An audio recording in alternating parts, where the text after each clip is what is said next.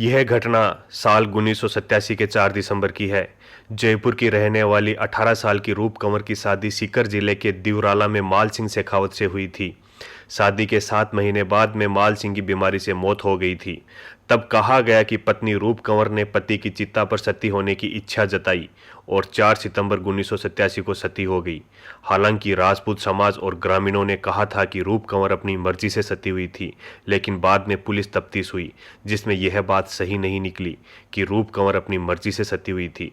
बताया जाता है उस वक्त रूप कंवर पर सती होने के लिए बहुत दबाव बनाया गया था। स्थानीय और राजपूत समाज के लोगों ने रूप कंवर को सती माता का रूप भी दे दिया और उसकी याद में छोटे से मंदिर का एक निर्माण भी कर दिया था। इसके बाद में राजपूत समाज ने 16 सितंबर को दिवराला गांव में चिता स्थल पर चुनरी महोत्सव की घोषणा कर दी। जयपुर में कई महिला संगठनों, सामाजिक कार्यकर्ताओं और वकीलों ने राजस्थान हाईकोर्ट के तत्कालीन मुख्य न्यायाधीश JS वर्मा के नाम इस समारोह को रोकने के लिए एक चिट्ठी भी लिखी और वर्मा ने इस चिट्ठी को ही जनहित याचिका मान करके समारोह पर रोक लगा दी थी। हाईकोर्ट ने चुनरी महोत्सव को सती प्रथा का महिमा मंडन माना और सरकार को आदेश दिया कि किसी भी स्थिति में यह समारोह नहीं होना चाहिए। चीफ जस्टिस के नाम चिट्ठी लिखने वालों में से एक राजस्थान महिला आयोग की पूर्व अध्यक्ष लाड कुमारी जैन भी थी। इस घटना को याद करते हुए लाड कुमारी जैन कहती हैं कि 4 सितंबर की घटना के बाद में 14 सितंबर को हम मुख्यमंत्री से मिलने के लिए सचिवालय भी गए, लेकिन मुख्यमंत्री हरिदेव जोशी ने हमसे मिलने के लिए मना कर दिया। शुरुआत में पूरी सरकार अप्रत्यक्ष रूप से इस प्रथा का समर्थन ही कर रही थी। उन्होंने कहा, इस हत्या के खिलाफ हमने 14 सितंबर को सैकड़ों महिलाओं के साथ में जयपुर में एक बहुत बड़ी रैली भी निकाली और इसी दिन हमने महिला वकील सुनीता सत्यार्थी के साथ मिलकर के एक पन्ने पर मुख्य न्यायाधीश के नाम चिट्ठी लिखी थी। 15 सितंबर को कोर्ट में सुनवाई हुई। सती प्रथा के पक्ष में भी काफी वकील कोर्ट के अंदर थे और उनके खिलाफ गिनती के ही वकील खड़े हुए। शाम तक कोर्ट ने चुनरी महोत्सव पर रोक लगा दी थी। लाड कुमारी जैन आरोप लगाते हुए कहती हैं, उसमें प्रशासन ने सीकर SP के जरिए दिवराला में सूचना भिजवा दी थी कि कोर्ट ने महोत्सव पर रोक लगा दी है, इसलिए इसे समय से पहले ही कर लिया जाए। लाड कुमारी जैन आगे कहती हैं कि रोक के बावजूद 10,000 की आबादी वाले दिवराला गांव में 15 सितंबर की रात को ही काफ़ी लोग जमा होने लगे थे। अगले दिन सुबह तक गाँव में 1 लाख से ज़्यादा लोग चुनरी महोत्सव के लिए इकट्ठा हो गए थे। हाईकोर्ट के आदेशों का पालन करने के लिए मजबूर पुलिस दिवराला से 4 किलोमीटर दूर ही खड़ी रही। पुलिस मूक दर्शक बनी रही और लोगों ने तय समय जो 11 बजे का था उससे पहले ही सुबह 8 बजे चुनरी महोत्सव मना लिया। उस वक्त चाहे कांग्रेस हो या बीजेपी हो, सभी पार्टियां सिर्फ दिखने के लिए ही विरोध में थे। उन्हें एक्शन से जाहिर हो रहा था कि अप्रत्यक्ष रूप से सती प्रथा के समर्थन में ही है।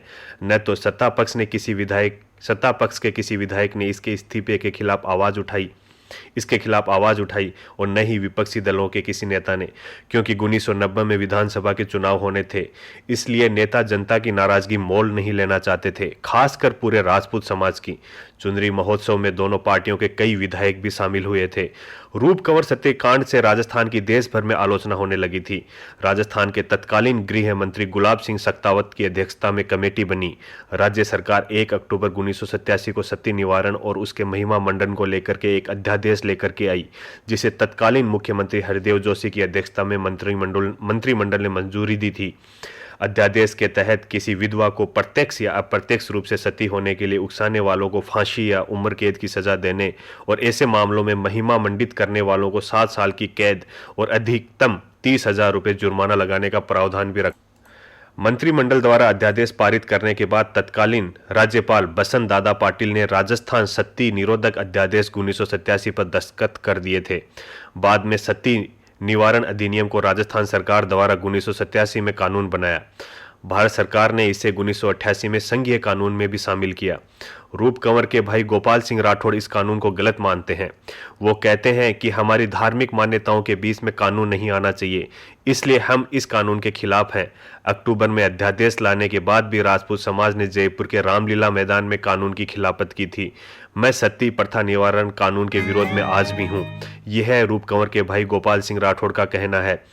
राजस्थान सती निरोधक कानून बनने के बाद में इसके तहत राजस्थान में सती प्रथा के 24 केस दर्ज किए गए। इनमें से 13 केस 1987 में, 7 केस 1988 में, 2 1989 में और एक केस 1993 और साल 2000 में सामने आए। इन सभी मामलों में कुल 151 लोगों को आरोपी बनाया गया। इनमें से 129 को बरी भी किया जा चुका है।